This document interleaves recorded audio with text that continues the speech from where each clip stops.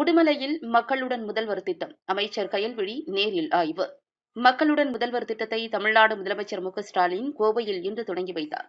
அதைத் தொடர்ந்து பொதுமக்களிடம் மனுக்கள் பெறும் நிகழ்வு தொடங்கியது.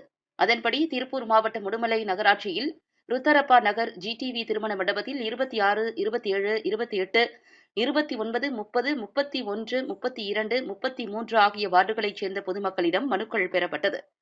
அனைத்து துறைகளைச் சேர்ந்த அதிகாரிகள் மனுக்களை பெற்றுக் கொண்டனர். இந்த நிகழ்வை ஆதிதிராவிடர் நலத்துறை அமைச்சர் கயல்விழி செல்வராஜ் நேரில் பார்வையிட்டு ஆய்வு செய்தார். மேலும் மனுக்கள் பெறப்பட்ட விவரத்தையும் அதன் மீது எடுக்கப்பட்ட நடவடிக்கை குறித்தும் அதிகாரிகளிடம் அமைச்சர் கேட்டறிந்தார். அத்துடன் மனுக்கள் மீது உரிய நடவடிக்கை எடுக்குமாறு அறிவுரை வழங்கினார். அப்போது திருப்பூர் தெற்கு மாவட்ட செயலாளர் இலபத்மநாபன், உடுமலை நகர செயலாளர் வேலுச்சாமி, நகரமன்ற தலைவர் மத்தீன், உடுமலை நகராட்சி ஆணையாளர் பெர்பெட்ரி டெரன்ஸ் லியோன், தாசில்தார் சுந்தரம் உள்ளிட்ட பல்வேறு துறை சார்ந்த அதிகாரிகள் உடனிருந்தனர்.